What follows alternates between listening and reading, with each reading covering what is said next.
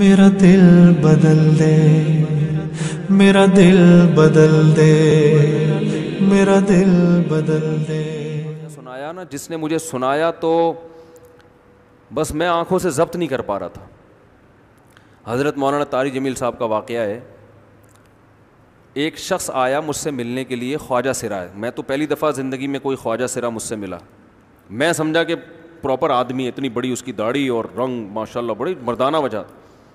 لیکن جب بات چیت کا انداز ہوتا ہے تھوڑا سا، وہ ایٹیٹیوڈ سے اندازہ ہو گیا کہ یہ مکمل مرد نہیں ہے. تو اس نے مجھے خود بتا دیا میں خواجہ سرا ہوں.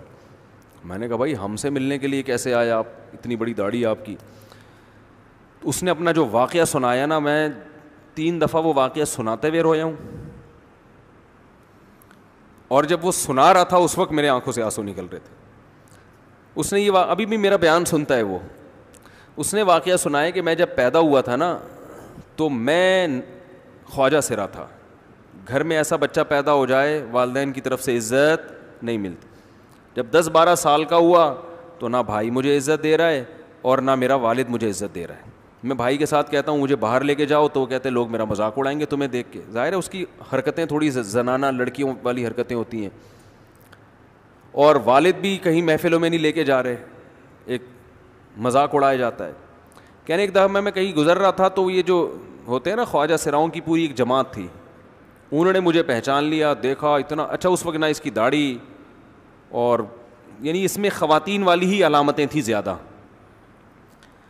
تو انہوں نے مجھے کہہ رہے ہیں اتنی عزت دی، کھانا کھلایا اور اپنے گرو کے پاس لے کر گئے. اور گرو نے کہا کہ تم ہمارے ایجنٹ بن جاؤ، ہم تمہیں پھر ڈانس ماس کروائیں گے، آدھے تمہارے آدھے ہمارے، جو بھی اس کا سیٹ. کہہ رہے مجھے پہلی دفعہ کہیں عزت ملی. تو لیکن میرے ابا کو پتہ چل گیا تو ابا نے لا کے طبیعت سے کوٹ دیا، ٹھیک ہے نا، کہ دوبارہ ان میں نہیں بیٹھنا. ٹھیک ہے ہم نے توبہ کر لی بھائی، یہ برے لوگ ہیں، ڈانس ماس اچھی چیز نہیں ہے، ٹھیک ہے. تو اب کیا ہوا، کہتے ہیں کہ پھر جو ہے نا کچھ دنوں میں کہیں کسی سے جھگڑا میرا ہوا کسی بات پہ، تو اس نے انتقام لینے کے لیے شکایت لگا دی ابا کو کہ یہ دوبارہ ان کے پاس گیا. حالانکہ وہ جھوٹی شکایت تھی. اب ابا کو لگا کہ یہ صحیح کہہ رہا ہے جس نے شکایت لگائی ہے، کیونکہ شبہ تو تھا نا ابا کو دوبارہ جائے گا. ابا نے پھر مارا. تو کہہ رہے ہیں میں بول رہا ہوں کہ میں نے یہ کام نہیں کیا، میں نہیں جا رہا ان کے پاس، میں نہ ناچ گانا سیکھ رہا ہوں، کچھ بھی نہیں.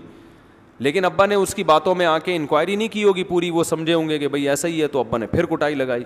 تو اس کے دل میں منفی جذبات پیدا ہو گئے اور یہ گھر سے بھاگ گیا کہ بھئی مجھے ویسے تو عزت نہ یہاں مل رہی ہے اور میں ذلت برداشت بھی کر رہا ہوں تو بھی. کہہ رہے میں وہاں چلا گیا.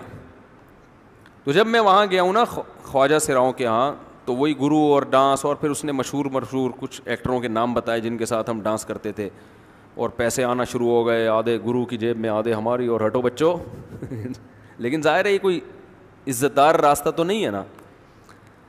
کہہ رہے ہیں کہیں سے تبلیغی جماعت میں حضرت مولانا طارق جمیل صاحب آ گئے. انہوں نے اجازت مانگی، ہمارے گرو کو پیغام بھیجا بھائی مجھے ایک دفعہ یہاں آ کے دعوت دینے دو. اس نے اجازت دے دی، آ جاؤ بھائی.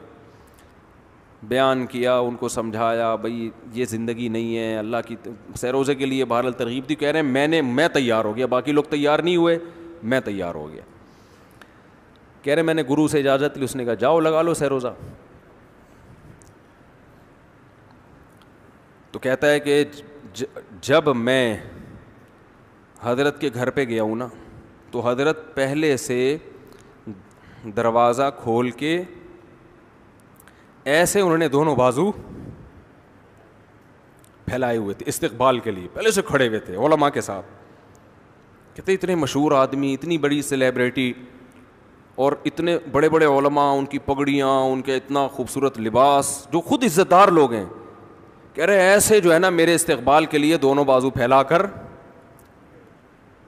کھڑے ہوئے ہیں اور ایسے مجھے بیٹا بنا کے نا اپنے سینے سے لگایا کہ تو میرا بیٹا ہے. کہہ رہے خدا کی قسم مجھے زندگی میں پہلی مرتبہ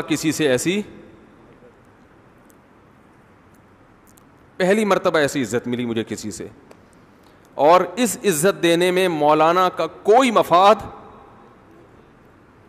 بولو بھائی، کچھ بھی، بلکہ ذلت ہوگی نا. لوگ کہتے ہیں خواجہ سرا کو بیٹا بنایا ہوا ہے، اور اس وقت تو اس میں بیچارے میں کچھ زنانہ سی علامتیں بھی تھیں.